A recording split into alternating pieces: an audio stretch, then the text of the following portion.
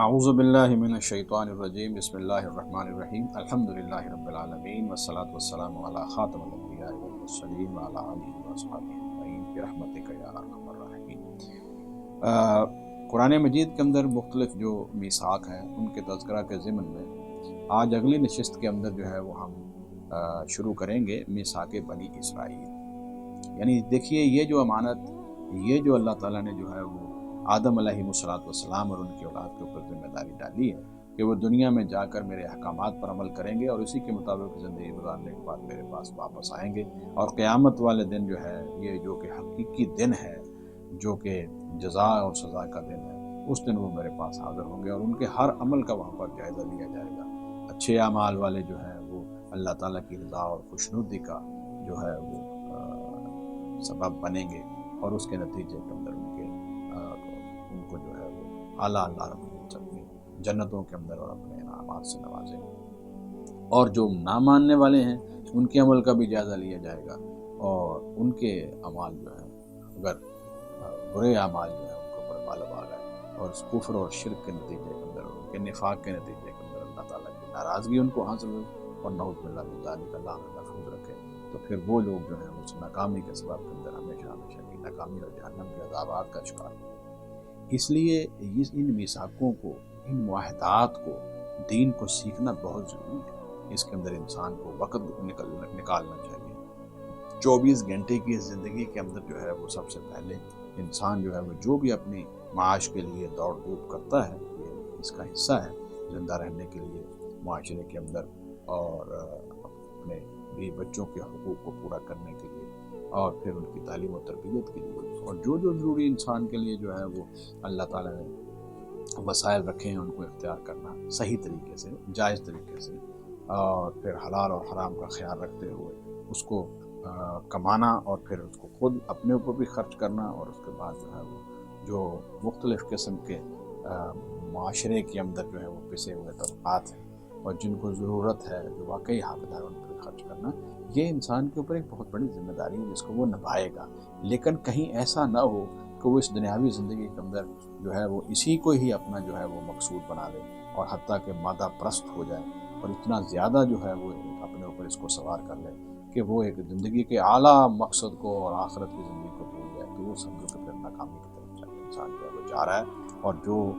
اس کو دنیاوی فائدے حاصل ہو رہے ہیں وہ تو ہوں گے ہی، تو اللہ تعالیٰ نے ہر ایک کے لیے جو ہے وہ رزق لکھ دیا ہے، اور اس کو مل کے رہے گا، چاہے وہ اللہ تعالیٰ کو مانتا ہے یا نہیں مانتا، چاہے وہ دین اسلام کو تسلیم کرتا ہے یا نہیں کرتا، ظاہر ہے اس کی مخلوق ہے، اور اس نے جو ہے وہ اس کے ساتھ رزق کا وعدہ کیا ہے، وہ اس کو مل کے رہے گا۔ اس کے لیے انسان جو کوشش کرتا ہے وہ اللہ تعالیٰ صرف یہ دیکھتا ہے، اللہ رب العزت صرف یہ دیکھنا چاہتے ہیں کہ کیا یہ اپنی کوشش کے اندر اس کی نیت صحیح ہے، یہ اخلاص کے ساتھ کوشش کر رہا ہے، کیا یہ میرے احکامات کے تحت کوشش کر رہا ہے یا بغاوت کر رہا ہے۔ اس کو دیکھنے کے لیے صرف کوشش فرض کی گئی ہے، وگرنہ یہ بات ذہن میں رہنی چاہیے کہ انسان چاہے جتنی مرضی کوشش کر لے، جو رزق ہے یہ اللہ تعالیٰ کی طرف سے خاص اس کے اوپر ایک فضل ہے، یہ اس کی کوششوں کا نتیجہ نہیں ہے۔ اس کی کوشش جو ہے یہ تو رکھی اس لیے گئی ہے کہ اس کو پرکھا جائے، اس کے بارے میں یہ فیصلہ کیا جائے کہ یہ صحیح سمت کے اندر جا رہا ہے یا غلط سمت کے اندر جا رہا ہے۔ چنانچہ اسی ضمن کے اندر جو ہے وہ اللہ رب العزت نے قوموں کے اوپر، افراد کے اوپر مختلف قسم کی میثاقوں کا تذکرہ قرآن میں کیا ہے۔ میں نے پہلے بتایا ہے، سب سے پہلے کائنات کے اوپر جو ہے وہ امانت پیش کی گئی، جسے میثاق کائنات کہتے ہیں، انسان نے پھر اس کو قبول کیا۔ پھر اس کے بعد اللہ رب العزت نے بنی آدم کو، آدم علیہ السلام کی اولاد کو بتایا ہے کہ تمہاری اصل زندگی کا مقصد کیا ہے، اسے میثاق الست بھی کہتے ہیں، عہد الست بھی کہتے ہیں، میثاق بنی آدم بھی کہتے ہیں۔ پھر اس کے بعد اللہ رب العزت نے جو ہے وہ انبیاء علیہ السلام کے ساتھ بالعموم میثاق کا تذکرہ فرمایا ہے۔ پھر اللہ رب العزت نے انبیاء علیہ السلام کے ساتھ جو میثاق ہے، اس میثاق کے ساتھ ساتھ خاص طور پر 5 انبیاء علیہ السلام کا تذکرہ کر کے اس کو دہرایا ہے، جن کے اندر جو ہے وہ سیدنا نوح علیہ السلام ہے، جن میں سیدنا ابراہیم علیہ السلام ہے، جن میں سیدنا موسیٰ علیہ السلام ہے، جن میں سیدنا عیسیٰ ابن مریم علیہ السلام ہے، اور جن کے اندر جو ہے وہ افضل الانبیاء والمرسلین رحمۃ للعالمین حضرت محمد رسول اللہ صلی اللہ علیہ وسلم، اور یہ بتایا ہے کہ یہ سارے کا سارا جو اللہ تعالیٰ نے بندوبست کیا ہے، یہ انتظام کیا ہے وحی کا اور ہدایت کا، یہ ایسا نہیں ہے کہ اس کو جو ہے وہ معمولی سمجھا جائے یا اس کو مکھی کی طرح اڑا دیا جائے۔ اس کے بہت بڑے بڑے نتائج نکلنے والے ہیں جو سچوں کو ان کی سچائی کے نتیجے میں ملیں گے، اور بروں کو جو ہے وہ ان کی برائی کے نتیجے میں ملیں گے۔ اس لیے انسان کو جو ہے اس کے اوپر خوب غور و فکر کر کے چلنا چاہیے۔ پھر ساتھ ہی ساتھ قرآن مجید کے اندر اللہ رب العزت نے اپنی تمام مخلوقات کے بارے میں یہ بتا دیا ہے کہ وہ بھی اللہ تعالیٰ کی مطیع اور فرما بردار ہے، اور سارے اللہ تعالیٰ کے سامنے جو ہیں وہ سرنگوں ہیں، اور اسی کو جو ہے وہ اپنا خالق اور مالک تسلیم کرتے ہیں، اور اس بات کا شعور اور ادراک ان کو حاصل ہے، اس لیے وہ تسبیحات بھی کر رہے ہیں، تحمیدات بھی کر رہے ہیں، اللہ کی تسبیح حمد کے ساتھ بیان کر رہے ہیں، اور اللہ تعالیٰ کے بتائے ہوئے طریقے کے مطابق عبادت کر رہے ہیں اور اس کی صلاۃ ادا کر رہے ہیں۔ اور اس سلسلے میں نے پچھلے درس کے اندر جو ہے وہ ہدہد کا پورا خطبہ اور تقریر جو اس نے حضرت سلیمان علیہ السلام کے دربار کے اندر کی تھی، ان کے سامنے جو ہے وہ گفتگو کی تھی، اس کا تذکرہ بھی کیا ہے، اور اس کے اندر انسانوں کے لیے بہت بڑا سبق ہے۔ آج جو ہے وہ ہم بنی اسرائیل جو حضرت یعقوب علیہ السلام کی 12 بیٹوں کی اولاد ہے، جس کو اسرائیل حضرت یعقوب علیہ السلام کا لقب ہے، اور یہ حضرت ابراہیم علیہ السلام کے پوتے تھے، حضرت اسحاق علیہ السلام کے یہ بیٹے تھے، تو اس اعتبار سے، اور یوسف علیہ السلام بھی حضرت یعقوب علیہ السلام کے بیٹے تھے، تو یوسف علیہ السلام، یعقوب علیہ السلام، اسحاق علیہ السلام اور ابراہیم علیہ السلام، یہ چاروں کے چارے پے در پے جو ہے وہ انبیاء علیہ السلام ہے۔ تو حضرت یعقوب علیہ السلام کے جو 12 بیٹے تھے، ان کی اولاد کو بنی اسرائیل کہا جاتا ہے، اور پھر آپ کو پتہ ہی ہے کہ حضرت موسیٰ علیہ السلام کے زمانے کے اندر ان کو جو ہے وہ وہاں سے مصر سے اللہ تعالیٰ نے ہجرت کروا کے جو ہے وہ طور سینا یا صحرائے سینا کے اندر اللہ تعالیٰ ان کو لیا، اور فرعون اور اس کی افواج کو اللہ تعالیٰ نے وہاں پر جو ہے وہ نیست و نابود کر دیا، تباہ و برباد کر دیا، غرق کر دیا، اور پھر حضرت موسیٰ علیہ السلام کو ایک کتاب عطا فرمائی تورات، اور اس کو جو ہے وہ اس قوم کے لیے ضروری قرار دیا کہ تم اس کے مطابق اپنی زندگی اور ہدایات جو ہے وہ اس کی ہدایات کی موجودگی میں کی روشنی میں اپنی زندگی گزارو، اور اسی کو جو ہے وہ دنیا کے اندر اس کتاب کو قائم کرو اور اسی کو آگے پہنچاؤ۔ تو یہ جو اس ہدایات جو اللہ تعالیٰ نے سیدنا موسیٰ علیہ السلام کو اور بنی اسرائیل کو عطا فرمائی تھی، اس کو میثاق بنی اسرائیل بھی کہا جا سکتا ہے۔ تو اس ضمن میں جو قرآن مجید کی آیات مبارکہ ہیں وہ آج ہمارے اس خاص درس کا حصہ ہے۔ پہلا مقام جو ہے وہ سورۃ البقرہ پارہ نمبر 1 کے اندر آیت مبارکہ نمبر 83 میں اللہ رب فرماتے ہیں، اعوذ باللہ من الشیطان الرجیم، وَإِذْ أَخَذْنَا مِيثَاقَ بَنِي إِسْرَائِيلَ، اس وقت کو یاد کیجیے جب ہم نے جو ہے وہ قرار لیا، وعدہ لیا بنی اسرائیل سے، لا تعبدون الا اللہ، کہ تم اللہ تعالیٰ کے علاوہ کسی کی عبادت نہیں کرو گے، حقیقی معبود، حقیقی مقصود، حقیقی عبادت کے لائق، حقیقی الہ صرف اور صرف اللہ رب کے ساتھ ہے۔ وَبِالْوَالِدَيْنِ إِحْسَانًا، اور دوسرا تم یہ کام کرو گے کہ اپنے والدین کے ساتھ جو ہے احسان کرو گے، نیکی کرو گے۔ دیکھیے ایک بات جو ہے وہ ہمارے ہاں یہاں پر کی جاتی ہے کہ جی والدین کے ساتھ جو ہے وہ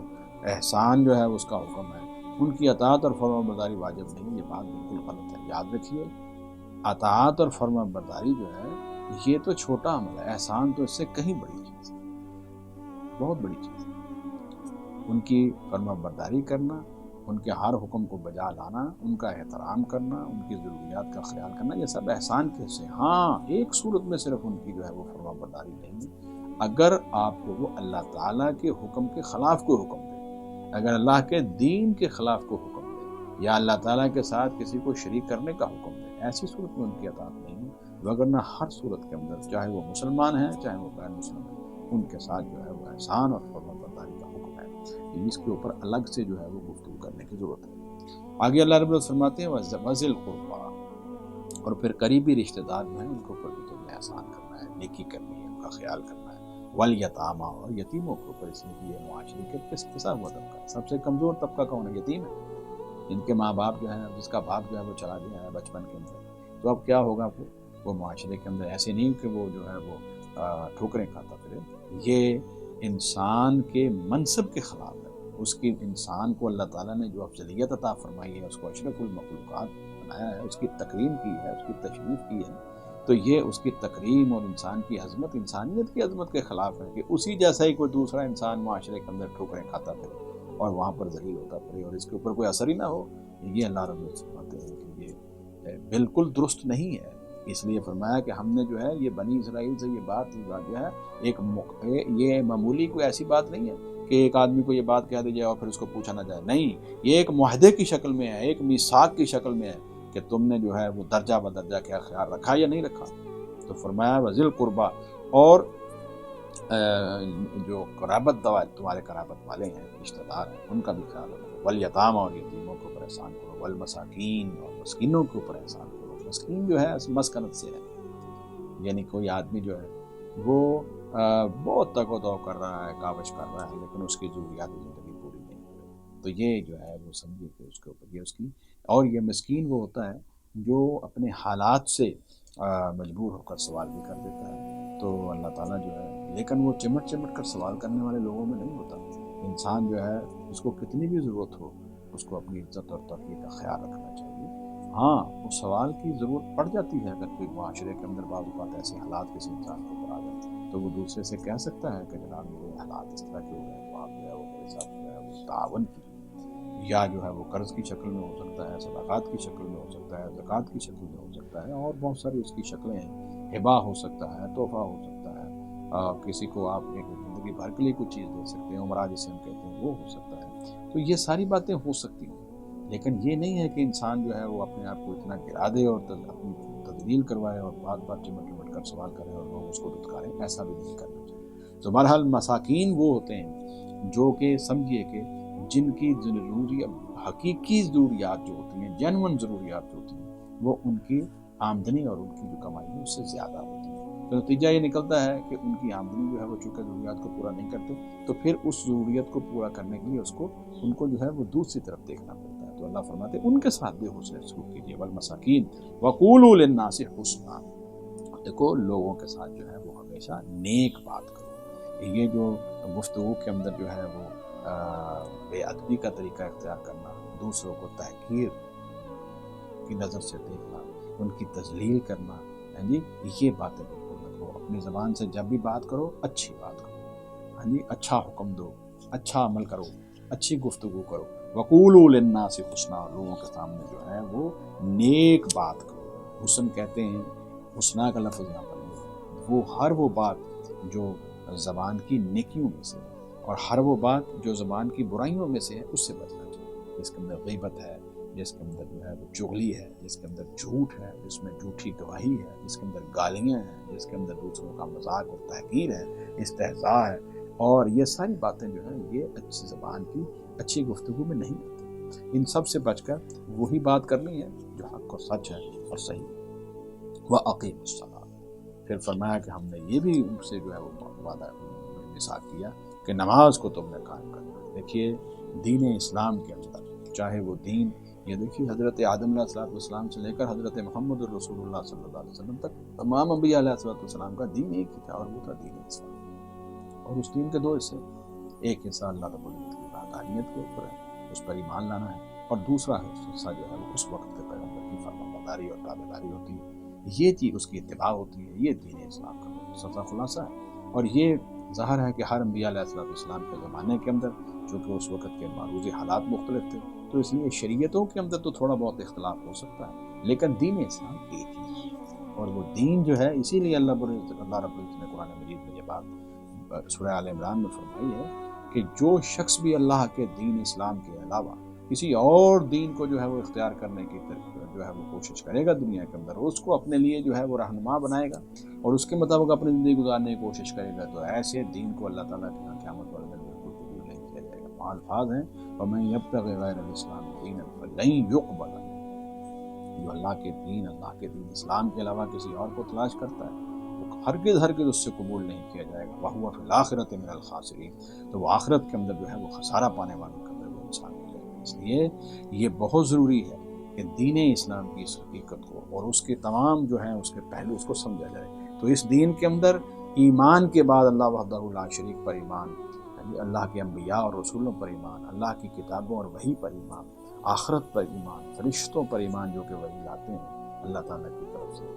اور اللہ رب العزت کے فیصلوں کے اوپر جو اللہ کے فیصلے انسان کے بارے میں اور مخلوقات کے بارے میں اللہ رب فرماتے ہیں، اور عین حکمت کے اوپر مبنی، وہ اس کو تقدیر کہتے ہیں، اس پر ایمان، اس کے اوپر جو ہے وہ انسان پکا اور سچا یقین رکھے۔ اور ایمان کے بعد پھر سب سے افضل چیز کیا ہے؟ یہ سوال کیا گیا صحیح بخاری کے اندر، حضور صلی اللہ علیہ وسلم سے یہ حدیث ہے، سیدنا عبداللہ بن مسعود رضی اللہ عنہ فرماتے ہیں کہ نبی صلی اللہ علیہ وسلم سے سوال پوچھا گیا کہ کون سا عمل جو ہے وہ افضل، افضل ترین اعمال جو ہیں وہ کون سے ہیں انسان کے؟ تو سب سے پہلے حضور صلی اللہ علیہ وسلم نے فرمایا الصلاۃ والا وقت، نماز کو اس کے وقت پر ادا کرنا۔ اور یہ نماز کو قائم کرنا کیا ہے؟ آج مثل لوگ جو ہیں کچھ منکرین حدیث نے اس کے اوپر بڑا واویلا کیا ہوا ہے، اور صلاۃ کے اپنی طرف سے جو ہے وہ معنی نکال کر جو ہے وہ بڑی بڑی کتابیں لکھی ہیں اور لکھاتی ہیں۔ دیکھو، ہر وہ قرآن مجید کی اصطلاح جس کو اللہ کے رسول حضرت محمد الرسول اللہ صلی اللہ علیہ وسلم نے متعین کر دیا ہے کہ اس کو ایسے کرنا ہے، اس کی شکل یہ ہے، اس کی قولی اور عملی شکل یہ ہے، اور اس کو ہی امت نے اختیار کیا ہے، آپ کی ازواج مطہرات نے اختیار کیا ہے، آپ کے جو ہے وہ طیبین الطاہرین اہل بیت نے اختیار کیا ہے، اور آپ کے صحابہ اکرام رضوان اللہ علیہ مجمعین نے اختیار کیا ہے، اور ان کے بعد پھر تابعین اور اولیاء اعظام نے ان کو اختیار کیا ہے، اور امت محمدیہ صلی اللہ علیہ وسلم نے اختیار کیا ہے۔ اس سنت مبارکہ کی روشنی میں جو معنی متعین ہو گیا ہے، اس کے اندر اب کوئی قیامت تک تغیر و تبدل نہیں ہوگا، اور جو کوئی انسان اپنے عقل کے گھوڑے دوڑائے گا اور اس کے اندر تبدیلی پیدا کرنے کا کوشش کرے گا، تو ایسا شخص دنیا کے اندر بھی خائب و خاسر ہوگا، اور اللہ کے سامنے جو ہے اس کو جو ہے جواب دہ ہوگا، اور وہاں پر بھی جو ہے اس کے لیے بہت بڑی ناکامی ہے۔ اس لیے اس کو اپنی اصلاح کر لینی چاہیے، اور فوراً توبہ کر کے اللہ کے رسول صلی اللہ علیہ وسلم کا حقیقی تابع اور فرمانبردار بن کے آپ کی سنت مبارکہ کو سمجھ کر اس پر عمل کرنا چاہیے۔ تو وہ فرمایا وہ اقیم الصلاۃ، نماز کو دیکھو تم قائم کرنا، سب سے افضل عمل ایمان کے بعد نماز ہے، اور اس کو قائم کرنا کیا ہے کہ انسان جو ہے وہ اس طریقے کے ساتھ اس کو ادا کرے جیسے حضور صلی اللہ علیہ وسلم نے بتایا ہے۔ حالانکہ یہ معاہدہ جو ہے اس کا تذکرہ بنی اسرائیل کے ضمن میں ہو رہا ہے، یعنی اس وقت کے نبی نے جو طریقہ بتایا ہے اس کے مطابق وہ نماز کو ادا کرے گا، اجتماعی شکل میں ادا کرے گا، جماعت کے ساتھ ادا کرے گا، جو عبادت گاہ یا مسجد بنائی گئی ہے وہاں جا کر ادا کرے گا، جو حکم دیا گیا ہے۔ یعنی کہ مطلب ہے آج کے حالات کے مطابق ہم نبی صلی اللہ علیہ وسلم کا طریقہ مبارکہ کے مطابق یہ سارا کام کریں گے، اور اس وقت وہ پابند تھے جو اس وقت انبیاء علیہ السلام کی رہنمائی فرما رہے تھے۔ واقیم الصلاۃ وآتوا الزکاۃ، اور دیکھو تم زکوٰۃ ادا کرنا۔ نماز کے ایمان کے بعد اگر کوئی شخص جو ہے وہ نماز قائم نہیں کرتا اور زکوٰۃ ادا نہیں کرتا، اللہ رب العزت نے سورہ توبہ میں فرمایا وہ تمہارا دینی بھائی نہیں ہے، چاہے وہ تم ایک ہی گھر میں پیدا ہوئے ہو، تمہارے ماں باپ کی تم ایک ہی ماں باپ کی اولاد ہو، اور تمہارے نسبی رشتے کے اعتبار سے جس کو ہم سگے بہن بھائی کہتے ہیں، یا باپ کی طرف سے سگا ہے یا والدہ کی طرف سے سگا ہے، ان کو ہم عام طور پر جو ہے وہ مختلف نام یا لاتی اور خیافی رکھے ہوئے ہیں، پیٹرنل میٹرنل اینڈ ریئل کے لفظ انگلش میں استعمال ہوتے ہیں۔ تمہارے جتنے بھی نسبی رشتے ہیں، لیکن یاد رکھیے اگر کوئی آدمی ایمان لانے کے بعد،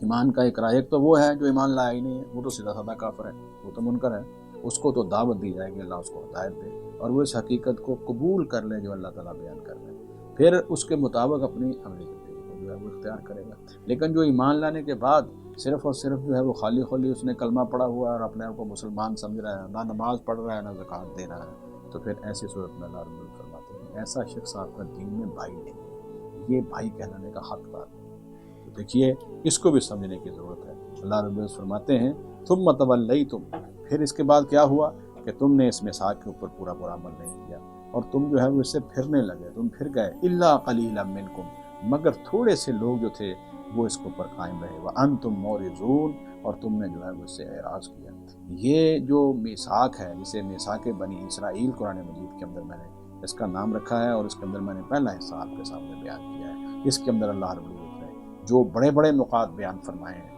اس کے اندر اللہ تعالیٰ کی عبادت، والدین کے ساتھ اس کا سلوک، رشتہ داروں، یتیموں اور مساکین کے ساتھ اس کا سلوک، لوگوں کے ساتھ جو ہے وہ اچھی اور معروف اور گفتگو، لوگوں کو نیکی کا حکم کرنا، برائی سے روکنا اور زبان کا صحیح استعمال، اور نماز قائم کرنا اور زکوٰۃ ادا کرنا، یہ اس میثاق کے بڑے بڑے حصے ہیں۔ اللہ رب العزت جو ہے وہ اس کی حقیقت کو صحیح معنوں میں سمجھنے اور اس پر عمل کرنے کی ہمیں توفیق عطا فرمائے۔ یقین مانیے اگر ہم قرآن مجید کے لیے تھوڑا سا وقت نکالیں، اپنی زندگی کے 24 گھنٹوں کے اندر کم از کم 15 منٹ یا آدھا گھنٹہ یا 45 منٹ یا زیادہ سے زیادہ کوئی آدمی 1 گھنٹہ یا اس سے زیادہ صرف کرے، اور پھر اس چیزوں کو سیکھنے کے بعد خود بھی عمل کرے، اپنے بھی بچوں کو بھی سکھائے، اور جہاں جہاں وہ کام کرتا ہے اس دائرہ کار کے اندر لوگوں کو بھی اطلاع دے، تو یہ کوئی بڑا میں سمجھتا ہوں کہ وقت اس کے اندر صرف نہیں ہوتا، 15 منٹ سے آدھا گھنٹہ یا کچھ تو، لیکن اس کے نتائج معاشرے کے اندر جو ہے وہ انتہائی عظیم اور بہت بڑے نکلیں گے۔ انسانوں کی عقائد و نظریات کے اعتبار سے بھی اصلاح ہوگی، ان کے اقوال و افعال کے اعتبار سے بھی ان کی اصلاح ہوگی، اور پورے کا پورا معاشرہ جو ہے وہ بہترین معاشرہ جو ہے انشاءاللہ بن جائے گا. اور یہ جو بڑی بڑی برائیاں ہمیں نظر آ رہی ہیں جھوٹ کی شکل میں، عدالتوں کے اندر جھوٹی گواہیوں کی شکل میں، وراثتوں کو ہڑپ کرنے کی شکل میں، ایک دوسرے کے جان مال پر حملے کی شکل کے اندر جو ہمارے نظر، اور یہ اداروں کے اندر جو ہیں وہ جو دوڑ لگی ہوئی ہے رشوت خوری کی شکل کے اندر، اور اپنے اسٹیٹس کو بڑھانے کے لیے اور اپنی بنیادی ضروریات کو پورا کرنے کے لیے حلال اور حرام کی تمیز ختم ہو گئی ہے. اس کی بنیادی وجہ یہی ہے کہ ہمیں قرآن مجید کی ان تعلیمات اور قرآن مجید کے اندر بیان میثاقوں کا جو ہے وہ بہت کم علم ہے، اور اگر علم ہے تو ہم جو ہے وہ اس کے اوپر عمل نہیں کر رہے ہیں اور اس کی اغماض برت رہے ہیں، جو کہ ایک نقصان دہ چیز ہے. اللہ تعالیٰ ہمیں محفوظ فرمائے. پھر فرمایا کہ نماز کو قائم کرنا اور زکوٰۃ ادا کرنا، یہ ہے اس میثاق کے بڑے بڑے حصے. اور دیکھو بہت کم لوگوں نے اس کے اوپر جو ہے وہ عمل کیا بنی اسرائیل کے اندر، وہ اعراض کرتے رہے. تو اے امت محمدیہ صلی اللہ علیہ وسلم، قرآن مجید میں اب اس کو دوبارہ بیان کرنے کا مقصد یہی ہے کہ تم لوگ جو ہے وہ اس کے اوپر جو ہے وہ تم بنی اسرائیل کی طرح نہ کرنا، اور تم جو ہے وہ ان تمام کے اوپر جو ہے وہ کما حق ہو عمل کرنے کی کوشش کرنا. سورہ البقرہ کے بعد اسی سورہ البقرہ کے اندر اللہ تعالیٰ نے پھر اسی میثاق کا تذکرہ جو ہے وہ آیت مبارکہ نمبر پارہ نمبر 1 کے اندر، آیت مبارکہ نمبر 63 کے اندر بھی اللہ تعالیٰ نے جو ہے وہ اسی کی طرف جو ہے وہ دوبارہ اشارہ فرمایا ہے. اللہ فرماتے ہیں اعوذ باللہ من الشیطان الرجیم وَإِذَا أَخَذْنَا مِيثَاقَكُمْ، اور جب ہم نے جو ہے وہ وعدہ لیا تم سے، میثاق کیا تم سے، قرار لیا، کن سے؟ بنی اسرائیل سے. وَرَفَعْنَا فَوْقَكُمُ الطُّورَ، اور تمہارے اوپر جو ہے وہ طور پہاڑ کو بلند کر دیا. خُذُوا مَا آتَيْنَاكُمْ بِقُوَّةٍ، دیکھو اس کتاب کو جو اللہ تعالیٰ نے تمہیں دی ہے اس کو پوری مضبوطی کے ساتھ پکڑو، پوری مضبوطی کے ساتھ جو ہے اس کتاب کو پکڑو. وَاذْكُرُوا مَا فِيهِ، اور جو کچھ اس کتاب کے اندر ہے اس کا تذکرہ کرو، لوگوں کو نصیحت کرو. دیکھیے اس کتاب کو مضبوطی سے پکڑو، پھر اس کا جو ہے وہ بار بار تذکرہ بھی کرو، خود بھی اس کو پڑھو، دوسروں کو بھی اس کو سکھاؤ. کیا ہوگا پھر؟ لعلکم تتقون، تاکہ تم جو ہے وہ اللہ تعالیٰ کا تقوی اختیار کرنے والے بن جاؤ، پرہیزگار بن جاؤ، تمہیں اللہ رب العزت جو ہے اس کا ڈر نصیب ہو جائے. نتیجہ کیا نکلے گا؟ تقوی کا نتیجہ تو بہت ہی اچھا ہے. تقوی ایک ایسا بیج ہے، ایسا خوشنما بیج ہے جس کے اگر انسان کے قلب سلیم کے اندر وہ صحیح طرح سے لگ جائے تو اس کے نتیجے کے اندر انتہائی خوبصورت جو ہے وہ ایسا پودا پھر جو ہے وہ سمجھو کہ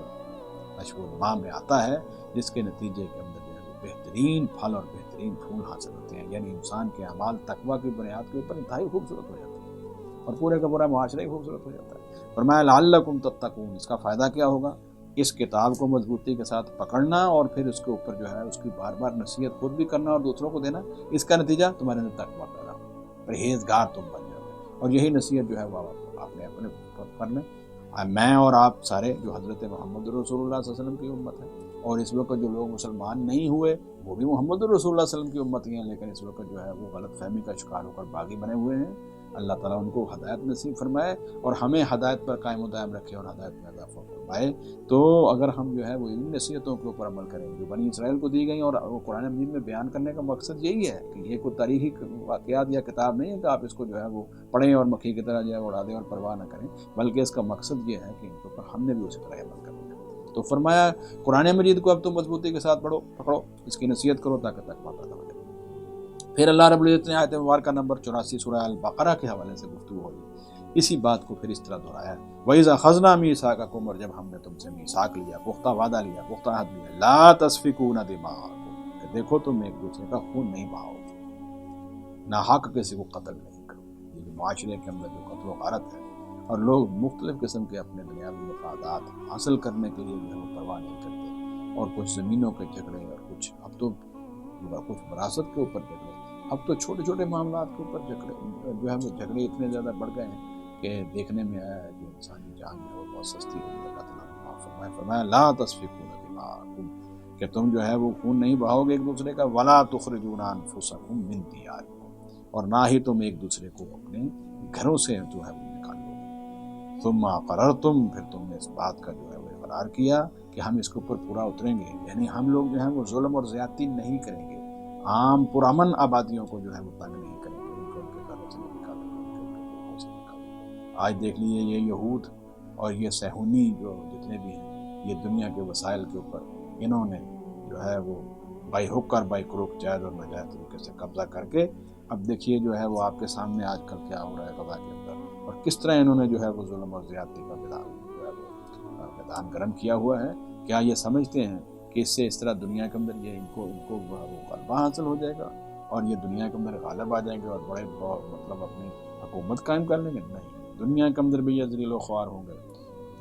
اور آج جو رد عمل آ رہا ہے، میں سمجھتا ہوں امت مسلمہ سے زیادہ غیر مسلم اقوام جو ہے وہ اس کے اوپر نفرت کا اظہار کر رہے ہیں کہ تم یہ کیا کر رہے ہیں۔ تو یہ دیکھیے اللہ تعالیٰ کے ساتھ انہوں نے کیا اقرار کیا تھا کہ ہم جو ہے وہ پرامن لوگوں کو جو ہے ان کے گھروں سے نہیں نکالیں گے، ان کو ان کی جو ہے وہ مال و جان کے اوپر حملہ نہیں کریں گے، انہیں نہیں اجاڑیں گے۔ لیکن آج دیکھ لیجیے یہ جن لوگوں کے ساتھ ان کی جنگ ہے، ان کے ساتھ جو ہے وہ دو بدو آمنے سامنے بھرپور طریقے سے جنگ کریں، پھر پتہ چلے کہ جنگ ہوتی کیا ہے۔ یہ بچوں کے اوپر اور بیماروں کے اوپر اور بوڑھوں کے اوپر اور بے کس لوگوں کے اوپر حملہ کر کے جو ہے وہ شیخیاں مارنا، یہ کون سی جنگ ہے؟ اور آج دنیا دیکھ رہی ہے ان کے ظلم اور ستم کو، اور ان کا ظلم اور ستم ہی ان کو جو ہے وہ دنیا کے اندر، جس طرح یہ پہلے جو ہے وہ دنیا کے اندر بہت زیادہ اللہ تعالیٰ کی مقبول قوم بن گئی تھی، یعنی دنیا کے اندر ذلیل و خوار ہوئے ہیں، آج بھی یہ اپنے ظلم اور ستم کے اندر اس طرح ذلیل و خوار ہوئے ہیں۔ یا دوسری صورت یہ ہے کہ یہ اللہ تعالیٰ کی ہدایت کو تسلیم کر لیں، اپنی غلطیوں کو توبہ کر لیں، تو پھر جو ہے وہ نجات کی راہ جو ہے وہ نکل سکتی ہے۔ اللہ رب العزت فرماتے ہیں وَإِذَا أَخَذْنَا مِيثَاقَكُمْ، اور جب ہم نے جو ہے وہ تم سے پختہ وعدہ لیا، لا تسفکون دماءکم، کہ تم جو آپس میں ایک دوسرے کا خون نہیں بہاؤ گے، ولا تخرجون انفسکم، اور نہ ہی تم ایک دوسرے کو اپنے وطنوں سے اپنے گھروں سے نکالو گے، ثم اقررتم، پھر تم نے اس کا پورا اقرار کیا، وانتم تشہدون، تم اس بات کو جو ہے وہ سمجھتے ہو، مانتے ہو، ایک تم گواہ بھی ہو اس کے اوپر کہ ہم نے جو ہے واقعتاً ہی جو ہے وہ تورات، یہ سارے احکامات جو تورات کے اندر بیان ہوئے ہیں، جب انہوں نے موسیٰ علیہ السلام کو اللہ کا نبی اور رسول تسلیم کر لیا، تورات کو اللہ رب العزت کی سچی کتاب تسلیم کر لیا، تو جو حکم تورات کے اندر موجود تھے، اللہ کی کتاب میں موجود تھے، جو حکم اللہ کے نبی حضرت موسیٰ علیہ السلام نے دیے تھے، وہ سارے کے سارے جو ہیں وہ اللہ تعالیٰ یہاں پر میثاق کی شکل میں بیان کر رہے ہیں کہ یہ تمہارا اور اللہ تعالیٰ کے درمیان ایک معاہدہ ہوا ہے، اب اس معاہدے کی پاسداری کرو۔ اسی طرح ہی اللہ رب العزت نے جو ہے وہ آیت مبارکہ نمبر 93 کے اندر اس کو ایک اور انداز سے جو ہے وہ دہرایا ہے کہ یہ میثاق بھی ہم نے ان کے ساتھ کیا تھا۔ اعوذ باللہ من الشیطان الرجیم وَإِذَا أَخَذْنَا مِيثَاقَكُمْ، اور جب ہم نے لیا تھا تم سے جو ہے وہ قول و اقرار، بہت ہی مضبوط قسم کا میثاق، وَرَفَعْنَا فَوْقَكُمُ الطُّورَ، اور ہم نے جو ہے وہ طور پہاڑ کو جو ہے وہ تمہارے اوپر بلند کر دیا تھا، یعنی طور پہاڑ کے سائے میں اللہ رب العزت نے جو ہے وہ تمہارے ساتھ، یہ اس کے اندر یعنی ظاہر ہے یہ وہاں پر جو ہے وہ صحرائے سینا کے اندر طور پہاڑ کے پاس جو ہے انہوں نے آ کر اپنی آبادی اختیار کر لی تھی، تو اللہ رب العزت نے جو ہے وہ ان سے یہ کہ وہاں پر جو ہے میثاق لیے، اور یہ میثاق جو ہے وہ حضرت موسیٰ علیہ السلام اور تورات کے ذریعے جو ہے وہ دیے گئے۔ وَإِذَا أَخَذْنَا مِيثَاقَكُمْ وَرَفَعْنَا فَوْقَكُمُ الطُّورَ، کیا کہا تھا اللہ رب العزت فرماتے ہیں خُذُوا مَا آتَيْنَاكُمْ، جو کچھ جو ہے وہ ہم آپ کو دے رہے ہیں، یہ میں ترجمہ جو ہے اس کا مفہوم بیان کر رہا ہوں، حرفاً یا لفظاً جو ہے وہ اس کی طرف میں نہیں جا رہا۔ خُذُوا مَا آتَيْنَاكُمْ، اللہ فرماتے ہیں ہم نے جو تمہیں قرآن مجید تورات کے اندر اور نبی حضرت موسیٰ علیہ السلام کے احکامات دیے ہیں، ان کو مضبوطی کے ساتھ پکڑو، واسمعوا، غور سے یہ سنو، تو ان احکامات کے اوپر عمل تم نے کرنا ہے۔ قالوا، انہوں نے کہا سمعنا، ہم نے سن لیا، لیکن آگے کیا، وعصینا، اور ہم نے جو ہے پر عمل نہیں مانی۔ کیا مطلب ہے؟ اس قوم کا اجتماعی وتیرہ یہ بن گیا تھا، بات کو سن لیتے لیکن پھر اس کی نافرمانی، فرمایا تمہارا اجتماعی رویہ یہ بن گیا تھا۔ کیا ہوا تم نے؟ یعنی تم نے جو ہے وہ ساری باتیں جو ہے وہ سن لیں، لیکن وعصینا، تم نے جو ہے وہ اپنے عمل کے ذریعے، اپنے قول کے ذریعے، اپنے اور زبان حال کے ذریعے یہ ثابت کیا کہ تم نے اس کو مانا نہیں، اس کے اوپر جو ہے وہ نافرمانی کی۔ قالوا سمعنا، انہوں نے کہا ہم نے سن لیا، وعصینا، اور نافرمانی بھی کی،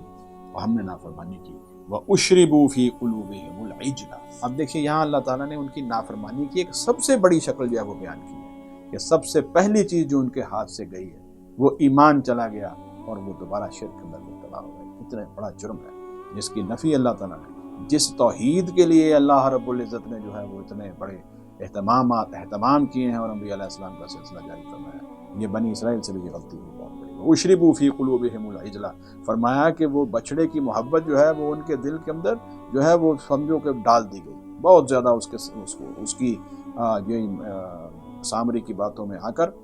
اس کو جو ہے وہ اپنا معبود بنا بیٹھے، اور اتنی محبت دل کے اندر آ گئی کہ اس کے مقابلے کے اندر اللہ کے نبی حضرت ہارون علیہ السلام کو جو ہے وہ جھٹلا دیا اور ان کو دھمکیاں دینے لگے وَأُشْرِبُوا فِي قُلُوبِهِمُ الْعِجْلَ، اور ان کے دلوں کے اندر بچڑے کی محبت جو ہے وہ سما گئی. کیوں؟ بِکُفْرِ، کہ کفر کے سبب. اگر یہ کفر اختیار نہ کرتے تو ایسا کبھی بھی نہ ہوتا. یہ کفر کا، یہ ان کا انکار اور کفر ہے، اس کے سبب کے اندر جو ہے یہ شرک میں مبتلا ہوا ہے. قل، اے محمد کریم صلی اللہ علیہ وسلم آپ کہہ دیجئے، بئس ما یأمرکم بہ ایمان، کتنا برا تمہارا ایمان جو ہے وہ کتنا برا ہے کہ تمہیں جو ہے وہ بری باتیں جو ہے وہ سکھلا رہا ہے. بئس ما یأمرکم بہ ایمان، یہ کتنی بڑی امید ہے. یہاں پر جو ہے اللہ تعالیٰ نے جو ہے وہ بڑے سمجھو کہ خیر خواہانہ انداز میں کہا کہ یہ ایسا ایمان ہوتا ہے. کیا کسی کا کوئی ایمان جو ہے اس کو بری باتیں کی طرف جو ہے وہ لے کے جاتا ہے؟ کیا ایمان اس کو برائی کی ترغیب دیتا ہے؟ آج مسلمانوں کی، ہم سب کو اگر آپ غور کریں معاشرے کے اندر، ہم جو ہے وہ جگہ جگہ پر لا الہ الا اللہ محمد الرسول اللہ صلی اللہ علیہ وسلم کے کلمے کا ورد بھی کر رہے ہیں، لوگوں کے سامنے قسمیں بھی کھا رہے ہیں، لیکن دیکھ لیجیے جب ہم عمل اختیار کرتے ہیں تو پھر ہم یہ غور ہی نہیں کرتے کہ کیا یہ ایمان ہوتا ہے. ایمان کے یہ تقاضے ہیں کہ ہم جو ہے وہ جس طرح مرضی جو ہے وہ جو مرضی برائی کرتے پھریں، اپنے چھوٹے چھوٹے دنیاوی مفادات کی خاطر اور دنیاوی عہدوں کی خاطر ہم کیا کرتے، کہاں کہاں جو ہے وہ جھوٹ اختیار نہیں کرتے، کہاں کہاں جو ہے وہ ایک دوسرے کے حقوق کو پامال نہیں کرتے. یہ ایمان ہوتا ہے؟